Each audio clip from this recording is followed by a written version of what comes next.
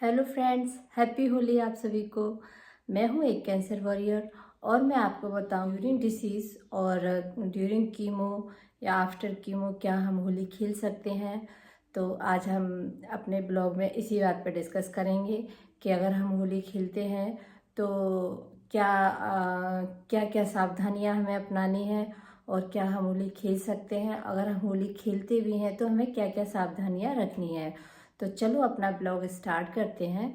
तो मैं आपको बताऊं कि मैं जब मुझे ये बीमारी डायग्नोसिस हुई तो उस समय होली का ही फेस्टिवल था फ्रेंड्स। जब मैं क्योंकि लास्ट फरवरी को मेमोग्राफी हुई थी तो घर में इतना गंदा माहौल था, ऐसा लग रहा था कि क्या होली का त्यौहार। लेकिन मेरी रिपोर्ट आनी थी और उससे पहले होली थी। तो फ्रेंड्स मुझे भी बहुत ऐसा लग रहा था कि ये किस टाइप की होली है, इस पे क्या होगा। लेकिन अपनी सारी परेशानियों को एक साइड रख के, सारे दिमाग में जो भी उथल पुथल मची हुई थी उन सबको मैंने एक साइड रखा और अपने बच्चों की तरफ देखा। में जब ये डिसीज़ किसी भी घर में होती है तो इसमें पूरा घर सरवाइव करता है, छोटे बड़े सब इन्वॉल्व हो जाते हैं। लेकिन इसमें ये भी रहता है कि अगर पेशेंट के चेहरे पे दुख होता है तो घर वाले भी उतना ही उसको सफरिंग करते हैं। अगर वो खुश दिखती है तो घर वाले भी खुश हो जाते हैं। तो मैंने अपनी सारी टेंशन को कुछ समय के लिए एक साइड किया।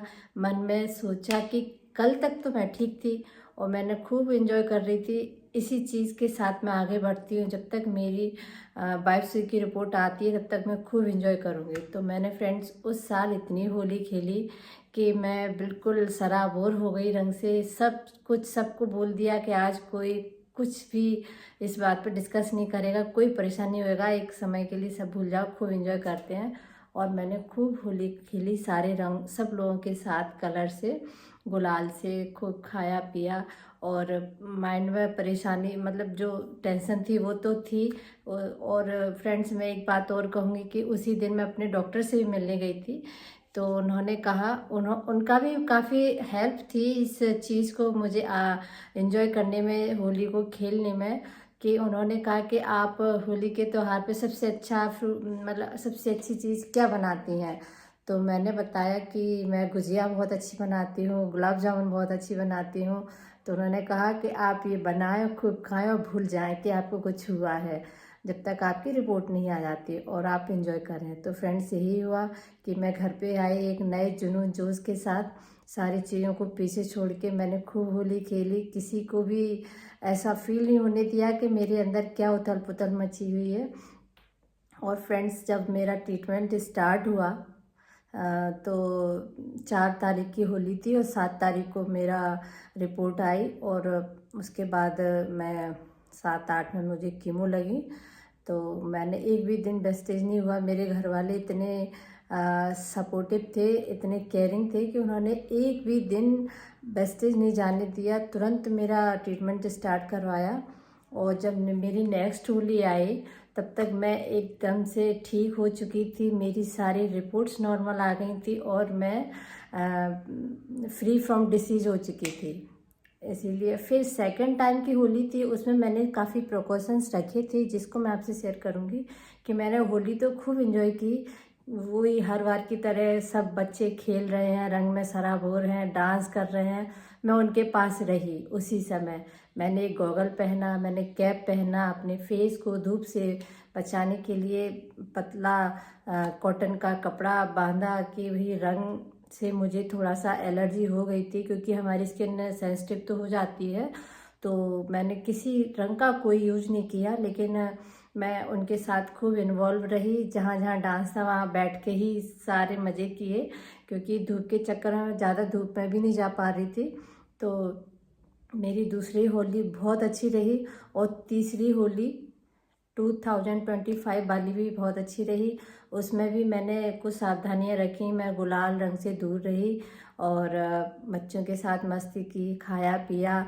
और इस साल की होली भी मैं इसी तरह से मनाने वाली हूँ, क्योंकि ये त्यौहार रंग के साथ प्यार बांटने का है, सारे गिले शिकवे भूल जाने का है। तो अपने फैमिली के साथ खूब एंजॉय करें और बच्चों के साथ अगर उनका मन है तो थोड़ा बहुत गुलाल लगा सकते हैं, थोड़े बहुत गुलाल तो कुछ नहीं है, लेकिन रंग से दूर रहें और जहाँ तक हो सके पानी वाली होली खेलें और खूब एंजॉय करें। हेल्दी हेल्दी खाना खाएं, बाहर का खाना बिल्कुल ना खाएं, क्योंकि बाहर का खाना तो किसी के लिए भी मतलब किसी के लिए भी गुड फूड की कैटेगरी में नहीं आता। इसीलिए आप जो भी मिठाई अगर खाना चाहते हैं तो होम मेड ही मिठाइयाँ खाएं। और भी इस होली में कि उस समय मेरे हेयर ग्रो कर रहे थे और मेरे हेयर लिटिल बिट इतने इतने से थे, तो मैं भी किसी के सामने भी नहीं आई थी। मतलब होली तो एक ऐसा फेस्टिवल है कि गेस्ट लोग भी आते हैं, घर के परिवार के और भी लोग मिलने आते हैं, तो मैं किसी के भी सामने नहीं आई। ऐसा हुआ कि घर वाले पूरे सब सपोर्ट में हुए कि नहीं, आप आज कोई भी चुन्नी नहीं लेंगे, कोई भी कैप नहीं लेंगे। उस दिन से मेरा कैप भी छूट गया कि जब अपना ट्रीटमेंट ओवर हो जाता है तो एकदम से हमारी बॉडी एकदम से वेट गेन कर लेती है। I don't know what is the reason behind this, but ऐसा होता है। यही कहूँगी कि आप किसी भी स्थिति में है, जो कोई मुझे सुन रहा है, आप खुश रहें, खूब एंजॉय करें। ज़िंदगी का एक एक पल बहुत ही अच्छा है और हम बहुत ही अच्छा है और बहुत ही कीमती है, और हम इतने लकी हैं कि हमको ये ट्रीटमेंट मिल पा रहा है। अदरवाइज़ इस दुनिया में कितने ही लोग हैं जिनको पता ही नहीं चल पाता कि उनको क्या हुआ और वो ट्रीटमेंट लेने की स्थिति में भी नहीं होते। तो हमें खुश रहने के लिए, पॉजिटिव रहने के लिए एक रीज़न ही काफ़ी है कि हमें ट्रीटमेंट मिल पा रहा है, हम इस कंडीशन में है कि हम ट्रीटमेंट ले पा रहे हैं।